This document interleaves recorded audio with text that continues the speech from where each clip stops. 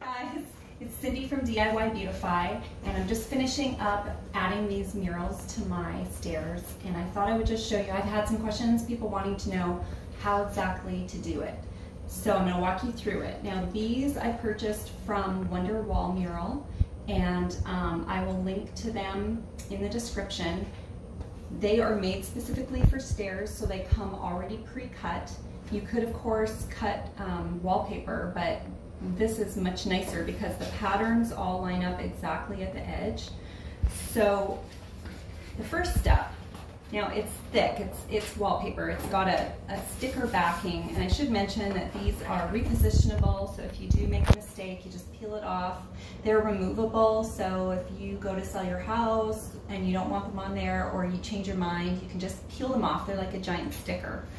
So the first thing that I've been doing, I've been lining all of the murals up, and this is going to be kind of awkward. I've been lining them all up on my left edge so that they all match going down the stairs. Now obviously they're a little bit too long and a little bit too high, but that actually is exactly what you want. So I'm just kind of positioning it like it's going to be, and I'm going to mark that corner with my thumbnail. All right, so I know that that's where I'm going to need to cut, but I'm not going to cut right there. I'm going to give myself a little bit of breathing room, so like a 1/4 inch, and I'm going to cut off that excess.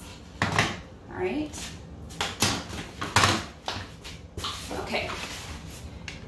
Also, when you have a pattern like this, you want to make sure you don't get one upside down. So just double check that it's going the right direction. And to peel it off, it's a sticker, so you can grab the corner like this.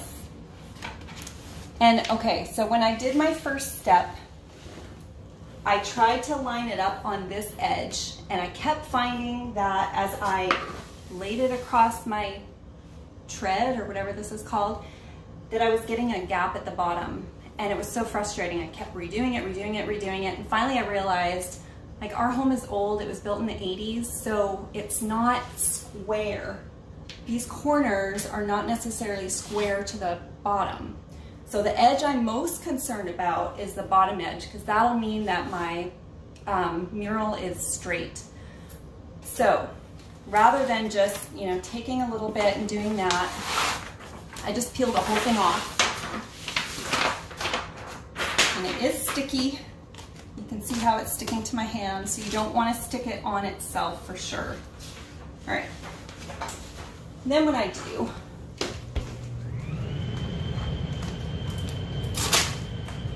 is I'm going to stick it in that, along that edge. It's so much easier to do when you're not videoing. But I also want to make sure that the bottom is straight. Now I can always trim off any excess on that edge. So I'm just holding it in that corner, and then I'm going to pull it straight with my other hand and get it to the other corner. Now because we just recently added these wood stair treads, there is a little bit of a gap along here, so I'm able to tuck in any excess. Obviously, if it was like an inch, I couldn't do that. But, oop, there's a hair. So then you take this little scraper, and you want to get out any air bubbles. Do you see that air bubble, Abby? Can you zoom in on that?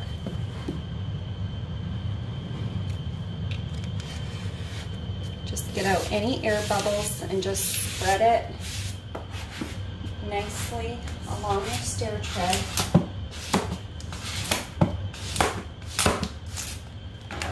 Here I've got a little bit of an issue, so I'm going to peel it away.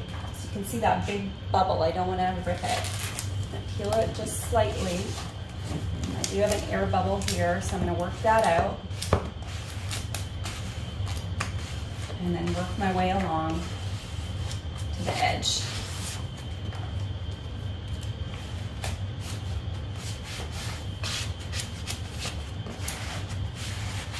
I'm not worried about like a tiny little, I don't even know what that is. I don't know measurements.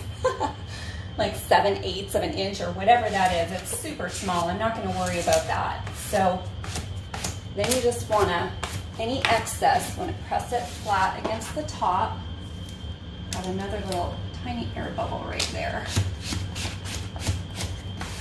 All right, so I've gone all the way across, spread it out.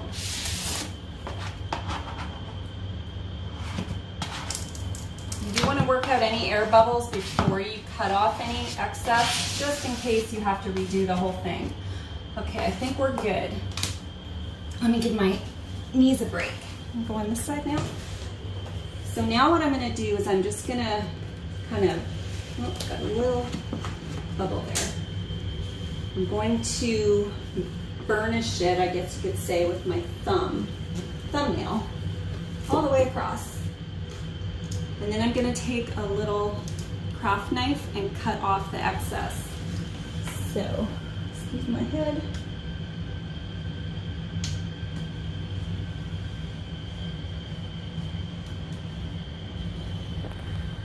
And I'm just going all the way along the edge in that groove. Okay, so one thing I found, I wasn't able to get right into the corner, but if you want to get really close up here, thanks to my daughter for filming this, if you pull just that little bit away, you see that? I'm just going to trim that with my scissors.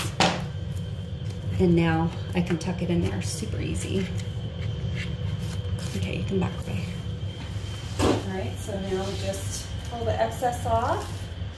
And I'm gonna switch around and do the other side. Okay, so that's where I stopped. I'm gonna get as close to the corner as I can.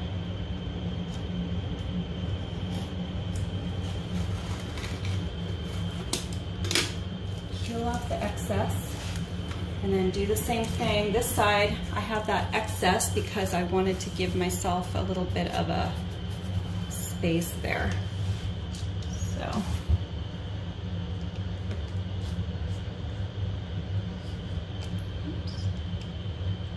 Now,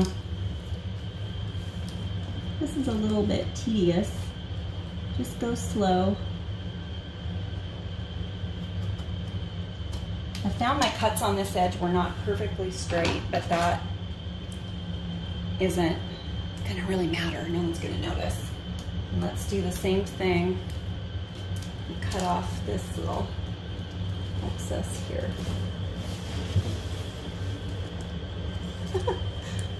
It's hard to film this. Okay, so I cut that off.